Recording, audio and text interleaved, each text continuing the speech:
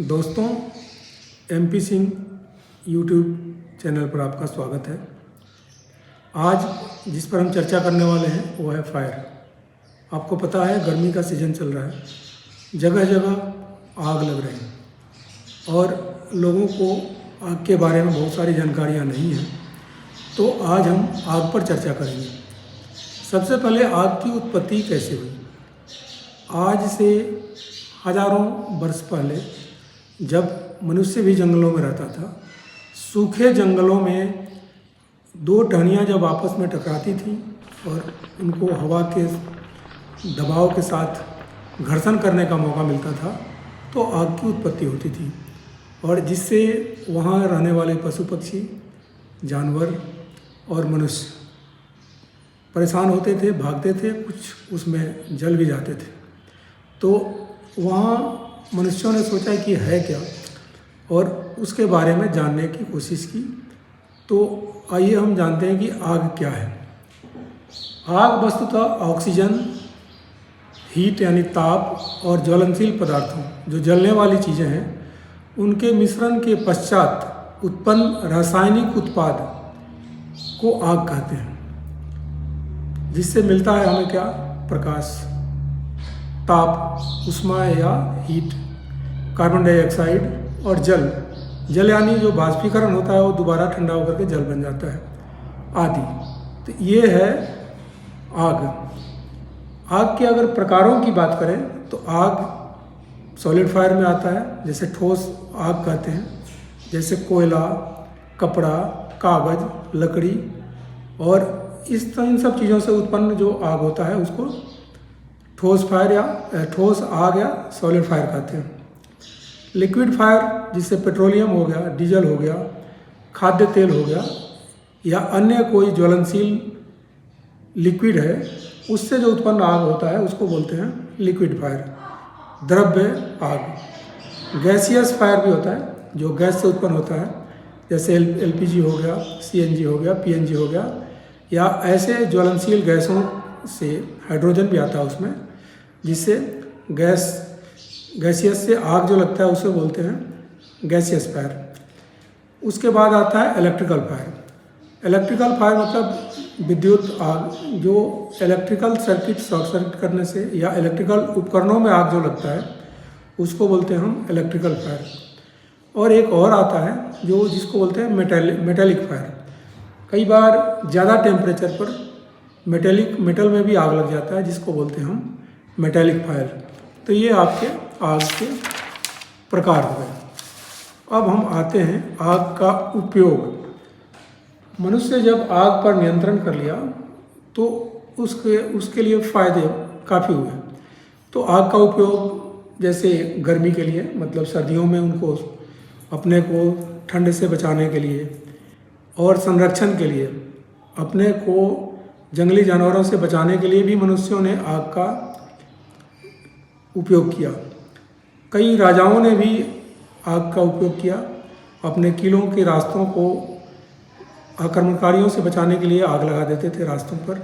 और आज भी आप देखिएगा कि कई लोग सड़कों पर भी आग लगाते हैं अपने प्रदर्शन आंदोलन के दौरान। भोजन पकाने के लिए भी आग का उपयोग होता है। ये सबसे बड़ा वरदान है मनुष्यों को आग, जिससे वे पके हुए भोजन खाने लगे। अन्यथा पहले वो कच्चे भोजन खाते थे, जिसमें उसमें स्वादिष्ट नहीं होता था और कई तरह की बीमारियां पैदा होती है। पकने के बाद भोजन में बहुत सारे जीवाणु नष्ट हो जाते हैं, और ये एक मनुष्यों के लिए वरदान साबित हुआ, और जिसका उपयोग होता है आग भोजन पकाने के लिए। और डेवलपमेंट के लिए भी आग का इस्तेमाल होता है। आपको पता होगा कि कई सारी इंडस्ट्रीज चलती हैं जो कोयले से चलती हैं, और जहाँ कोयला जलाना पड़ता है, तो डेवलपमेंट, विकास और अन्य इंडस्ट्रियों को चलाने के लिए भी आग का इस्तेमाल हुआ। आग लगने के कारण क्या हैं, कैसे आग लगता है, अगर इस पर हम चर्चा करें तो कई बार गलतियों से आग लगता है। कोई भी व्यक्ति अगर कोई गलती करता है तो आग लगता है, वो आग को कंट्रोल नहीं कर पाता या इग्नोरेंस कर देता है तो आग लगता है। या दूसरा कारण हो सकता है अत्यधिक गर्मी। काफ़ी गर्मी होने से भी, जैसा पहले मैंने बताया था कि आग क्या है, आपको पता है कि गर्मी, ज्वलनशील पदार्थ और ऑक्सीजन। तो अत्यधिक गर्मी भी मिलता है, ऑक्सीजन वातावरण में है, और ज्वलनशील पदार्थ उसको मिल जाए तो आग लग जाती है। अत्यधिक गर्मी से भी, आकाशीय बिजली से भी आग लगता है। कई बार देखा गया है कि आकाशीय बिजली कहीं ज्वलनशील पदार्थों पर गिर जाती है तो आग लग जाता है। तो इस तरह से आग लग जाते हैं और आग आपदा बन जाता है।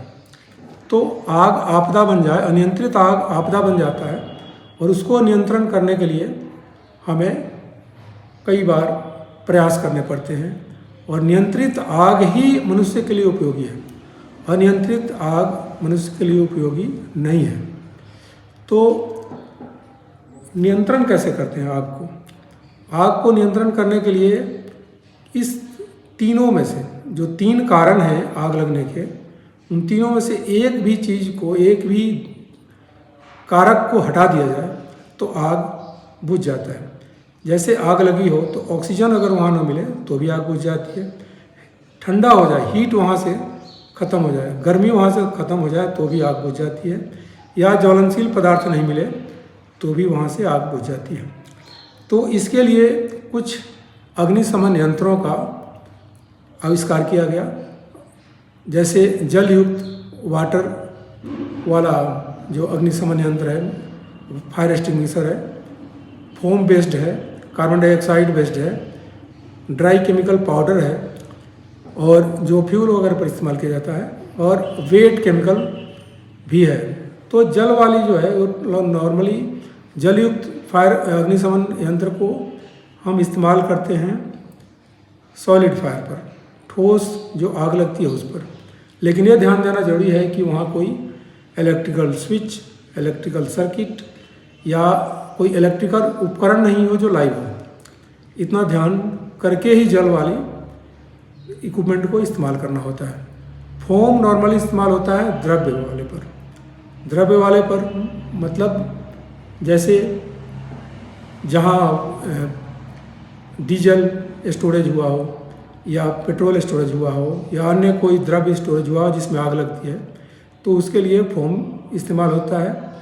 CO2 इस्तेमाल होता है इलेक्ट्रिकल फायर के लिए, या कहीं भी इस्तेमाल हो सकता है, लेकिन इलेक्ट्रिकल फायर के लिए मुख्यतः इसको इस्तेमाल किया जाता है। ड्राई केमिकल पाउडर जो है वो फ्यूल फायर के लिए इस्तेमाल किया जाता है। तो क्या करता है, एक थिन लेयर बना देता है जिससे ऑक्सीजन कट हो जाता है और ठंडा होकर के आग बुझ जाती है।